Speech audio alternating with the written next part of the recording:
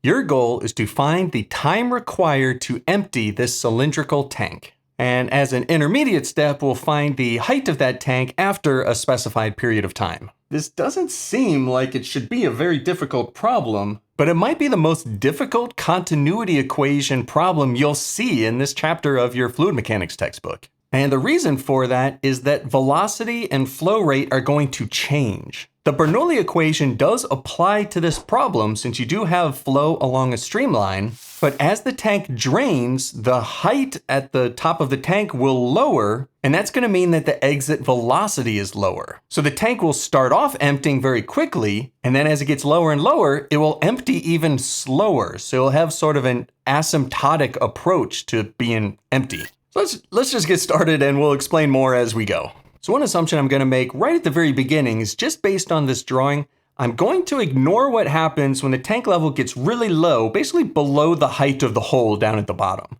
The diameter hole is 3 centimeters tall, so when the tank level, say, is only 1 centimeter, the hole would not be completely filled, and so flow would be very different, very strange leaving the hole at that point. So I'm going to ignore that circumstance and sort of imagine that this hole is actually placed on the bottom, draining straight out the bottom of the tank.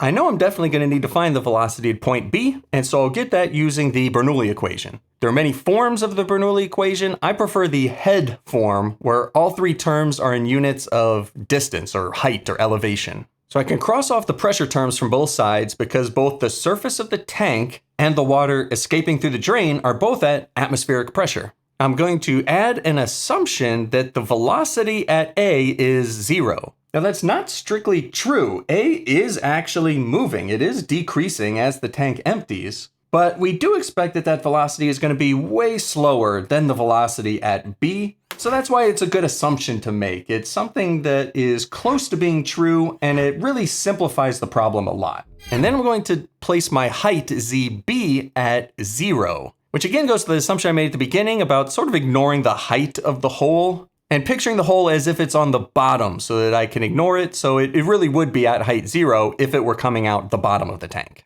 And that's a great assumption because the problem gets way more complicated if you have to account for that 1.5 centimeter distance, because then flow doesn't actually fill up the hole. Again, that's way harder than this problem is intended to be. And you can rearrange and find that the velocity at B is the square root of 2gh, which is a pretty common expression. You'll probably see this throughout the semester. It tends to come up a lot. So ultimately, we're going to be trying to figure out how much volume of water is leaving the tank. So let's find volumetric flow rate leaving the tank, right? Flow rate velocity times area. We've got the diameter, so you can solve for area. And we've got velocity as a function of height. So a lot of times it's easier to keep constants in the equation and just plug in all the numbers at the very end. But for this problem, because I know sort of where it's going and that it's going to get kind of harder, I'm going to actually start plugging in numbers now so I can simplify this expression as much as possible. And I get to 0.003 times the square root of h. That's going to be the volumetric flow rate as a function of height.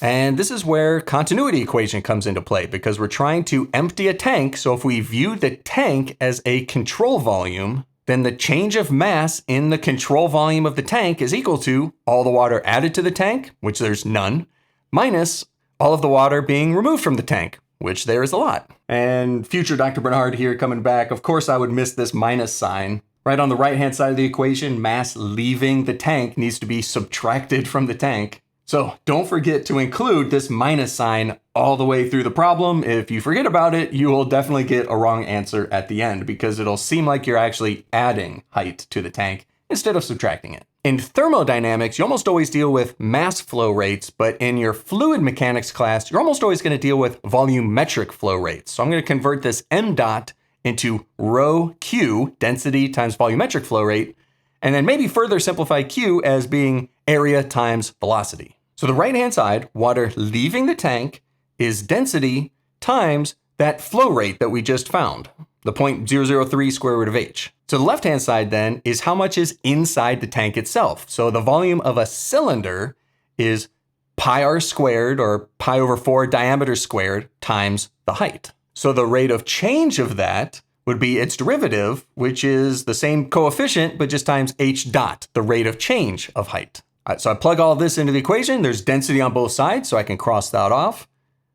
I can throw in some diameters that are already known. And since this is going to be a differential equation, again, I'm plugging in as many numbers as I can so I can simplify these coefficients to make the differential equation look as easy as possible. It's still going to be a differential equation, so it's not going to be easy, but just easier than it would be if there were a bunch of extra terms still in there. Fortunately, this particular differential equation is not going to require any super fancy Laplace transforms or anything. If I just rewrite h dot as dh dt, I can move dt over to the other side, and you can see I basically just have two integrals. So you just integrate both the left and the right-hand side. Left-hand side, you're integrating with respect to height, and the right-hand side, you're integrating with respect to time. So 1 over square root of h, think way back a couple of years, the easiest type of integrals are just regular exponents. So the 1 over square root of h, rewrite that as h to the negative 1/2 to make it much more easier to see that the integral is just going to be 1/2 h to the positive 1/2. And then the right-hand side, that 0.001 term, that's just by itself. The integral of a number is just the number times t or x or whatever your variable happens to be. So these are definite integrals with the lower and upper bounds being the starting point and ending point. So you're starting from a tank height of 3 and starting from a time of 0. And for this first problem, we're finding what is the height after 185 seconds. So we plug in TF equals 185 as the bounds of integration. And the variable you solve for is HF, one of the bounds of integration over on the left-hand side. This type of math might be something you haven't seen a whole lot in your engineering classes, where a lot of times you can actually solve problems just algebraically. But a little bit of practice and you'll get there. It'll come back to you. So finish out the algebra. Final height, 0.5 meters. So started from a height of 3 meters, and after about 3 minutes of draining, it's still at about 0.5 meters left. Last part of the problem, find time for the tank to drain empty. And you can use the same integrals that we already set up, but this time instead of having a known final time, we have a known final height. So the bounds of integration on the height side are going to go from 3 to 0, which seems kind of weird. Normally the bounds go upwards. This time they go downwards. But they have to go downwards because on the other side there's a minus sign, right? Because the tank is emptying.